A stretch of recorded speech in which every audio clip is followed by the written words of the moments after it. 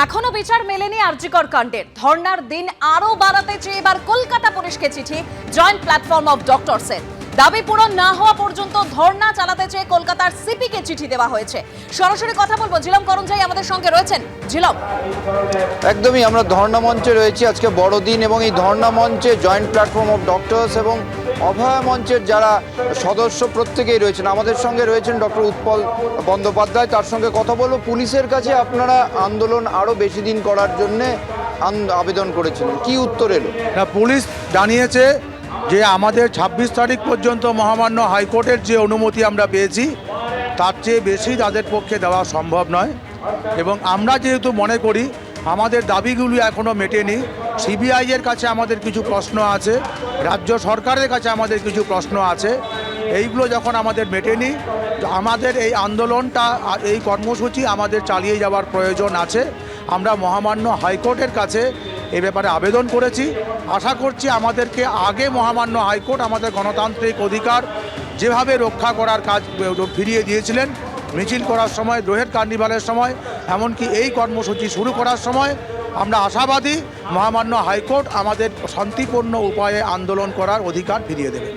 শুধু তাই নয়, জয়েন্ট প্ল্যাটফর্ম অফ ডক্টরসের তরফ থেকে আমরা জানতে পেরেছি ইতিমধ্যে সিবিআইয়ের কাছেও ইমেল করে তাদের যে অসন্তোষ বিভিন্ন তদন্ত নিয়ে সেটাও জানানো হয়েছে। তা নিয়েও জিজ্ঞেস করবো, আপনারা ইমেল করেছেন সিবিআইয়ের কাছেও আপনাদের এই অসন্তোষ নিয়ে, তদন্ত প্রক্রিয়া নিয়ে, কেন ইমেল করেছেন, কি পরিকল্পনা আপনাদের? দেখুন, আমাদের এইটা নিয়ে তো 3টে জায়গাতে আমরা আমাদের ইমেল করছি। একটা হচ্ছে যে সিজিও কমপ্লেক্স, যেখানে অভয়া তিলোত্তমা নারকীয় হত্যাকাণ্ডের যেখানে তদন্তের ভারটা, যেখানে কাজটা যেখানে হচ্ছে, এই সংক্রান্ত বৃহত্তর ষড়যন্ত্রের অংশ হিসাবে দুর্নীতি চক্র, তার তদন্তটা নিজাম প্যালেসে হচ্ছে। এবং হচ্ছে যে এই তদন্তের কাজে পুলিশ এবং প্রশাসনের ভূমিকা নিয়ে বিভিন্ন প্রশ্ন, এবং হচ্ছে তালা থানার প্রাক্তন ওসি এবং হচ্ছে আমাদের যে প্রাক্তন প্রিন্সিপাল জামিন পেয়ে গেলেন, এবং আরও যারা সরকারি কাজকর্ম যারা করেন তাদের বিরুদ্ধে যে চার্জশিট জমা দেওয়ার জন্য যে প্রয়োজনীয় অনুমোদন, সেইটা দেওয়ার কাজটা রাজ্য সরকারের। এবং সেজন্যে আমরা হচ্ছে যে চিফ সেক্রেটারির কাছেও আমরা তার অ্যাপয়েন্টমেন্ট চাইছি আমাদের এই দাবি এবং আবেদনগুলিকে নিয়ে। অর্থাৎ আন্দোলন শুধু অবস্থানে আবদ্ধ নয়, তারা বিভিন্ন জায়গায় তারা ডেপুটেশন দিতে যাবেন, তাদের সঙ্গে কথা বলবেন এবং তাদের অসন্তোষটা সকলকে জানাবেন, রাজ্য কেন্দ্র সকলকে। ধন্যবাদ ঝিলম। অটল বিহারী বাজপেয়ীর জন্ম শতবর্ষে রাজ্যের সুশাসন নিয়ে তৃণমূলকে আক্রমণ করেছেন সুকান্ত মজুমদার।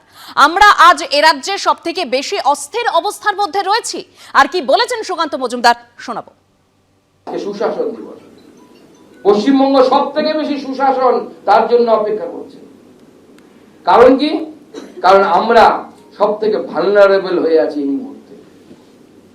আজকে মুর্শিদাবাদ, কখনো বসিরহাট, কখনো অন্য কোথাও একের পর এক জঙ্গি ধরা পড়ছে। তাদের আধার কার্ড, ভোটার কার্ড, কোনো কিছুর অভাব নেই। হয়তো আমি নাগরিক হিসেবে যে কটা কার্ড দেখাতে পারবো তার থেকে হয়তো 2-4টে কার্ড বেশি সে দেখিয়ে দেবে। এই হচ্ছে আমাদের সরকারের মহিমা। তারা আমাদের সরকারের দলকে, সরকারি দলকে ব্যবহার করে পশ্চিমবঙ্গের ডেমোগ্রাফিকে চেঞ্জ করার চেষ্টা করছে। পশ্চিমবঙ্গের মধ্য দিয়ে গোটা ভারতবর্ষের ডেমোগ্রাফিকে চেঞ্জ করার চেষ্টা করছে, পরিবর্তন করার চেষ্টা করছে। উদ্দেশ্য কি? উদ্দেশ্য তো খুব সহজেই সামনে আমাদের ফিরাদ হাকিম সাহেব বলে দিয়েছেন যে তারা 33%, সেখান থেকে 51% হতে হবে। তাহলে বাংলাদেশে যে পরিস্থিতি তৈরি হয়েছে, সেই পরিস্থিতি যেদিন আপনার দরজায় কড়া নাড়বে, সেদিন আপনি যদি বলেন যে আপনি সেকুলার, সেদিনও আপনার কল্লা যাবে। সেই দিন আসে, সেই দিনের জন্য প্রস্তুত হন, যদি এখন সচেতন না হই আমরা। সেটা আজকে অটলজিকে আরো বেশি করে স্মরণ করার প্রয়োজন। কাঁটাতারের বেলা অটলজি দিয়েছে, কাঁটাতারের বেলা রাহুলদা মনে করালেন। এই যে প্রথম ভারতবর্ষের সীমানা বরাবর, ভারত বাংলাদেশের সীমানা বরাবর যে ফেন্সিং এর ব্যবস্থা, তার সরকারের আমলে প্রথম চালু হয়েছিল। কতটা যুবক উপযোগী এবং কতটা ম্যান্ডেটরি সিদ্ধান্ত, মানে এমন একটা জিনিস যেটা কত ক্রুশিয়াল সিদ্ধান্ত তিনি নিয়েছিলেন এই ভারতবর্ষের সুরক্ষাকে সুরক্ষিত করার জন্য।